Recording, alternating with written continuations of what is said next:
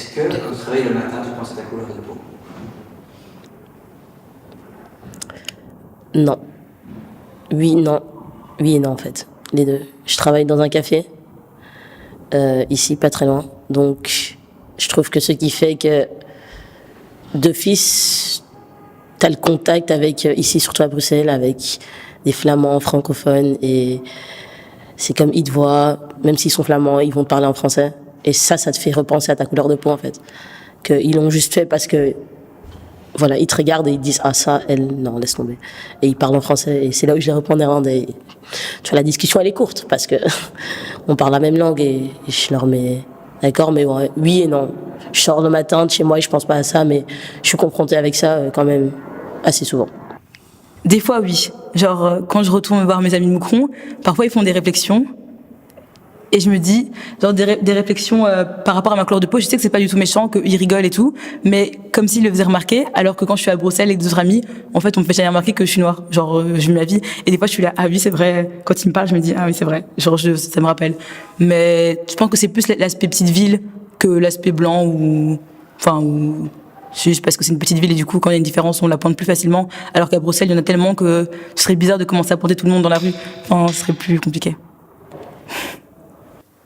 Du racisme, non. Non, je crois pas. Peut-être que je fais pas attention aussi, tu vois ce que je veux dire.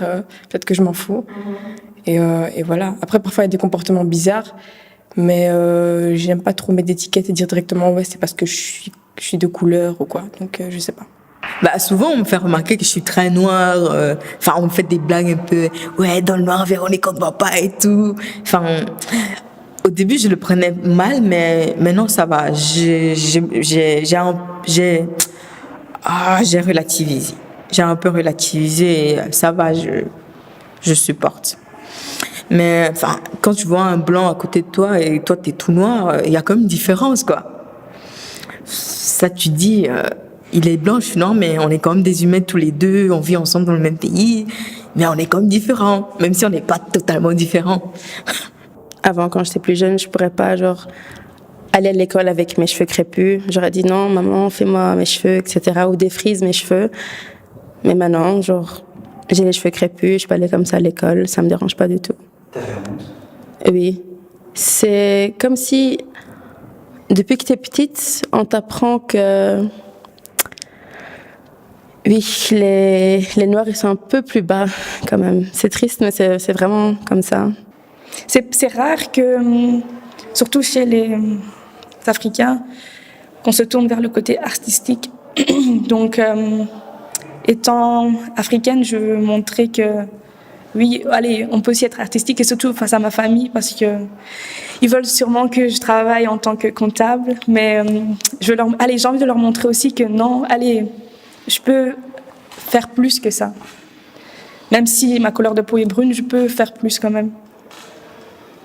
En ce moment, sur les réseaux sociaux, j'aime prôner autant ma couleur. Parce que je sais que c'est ce qui fait ma personnalité, comme je vous ai dit, et c'est ce qui me différencie des autres. Sachant que, on va dire, dans la norme, je suis un peu plus foncée, on va dire. Donc, je tiens à représenter ça comme une fierté et voilà, quoi, remettre ça en avant. J'ai un souvenir de moi à l'aéroport. Et c'est la première fois que je me suis rendu compte que tous les gens qui étaient autour de moi étaient noirs, en fait. Et je me suis dit, ah, ok, d'accord, donc d'où je viens, en fait. La plupart des gens sont blancs. C'est super bête, mais ouais, voilà. C'est juste que je me suis dit, ah, mais j'ai l'impression que j'étais pas étrangère. Les Flamands, les Blancs, donc, on va dire, ils veulent directement dire, ah, c'est moi qui va faire les corrections, c'est moi qui va faire ça. Parce qu'ils croient que nous, on n'a pas les moyens de faire ça, parce qu'on va faire des fautes et des trucs comme ça. Mais moi, je suis bien aussi comment on dit spelling? En orthographe, voilà. Mais quand je suis à la maison, par exemple, c'est ma mère, elle me demande directement, regarde ça pour moi et tout, si c'est bien écrit, nanana. Je me suis retrouvée à être la seule noire dans la classe. Et en 6e année, j'ai rencontré une autre fille. Et donc à UCL, il y en avait beaucoup moins, mais je garde quand même un secteur d'amis noirs, quoi, disons. Ouais. Et c'est important pour toi d'avoir aussi ce secteur d'amis noirs? Oui, au niveau je sais pas, on se comprend, je sais pas, il y a des trucs, je sais pas, au niveau des cheveux, avoir quelqu'un à qui parler, juste rencontrer, donc elle s'appelle Jalnas, et je l'ai rencontrée en 6e secondaire, et l'année d'avant, c'était un peu dur pour moi, en fait, parce que je venais d'arriver dans l'école en question, donc c'était à Uccle, et j'étais la seule. Même si j'ai un contact assez facile avec les gens, je me sentais un peu seule, en fait. Et la rencontrer, j'étais trop contente, j'étais là, ok, au fond, on se comprend, quoi, je sais pas.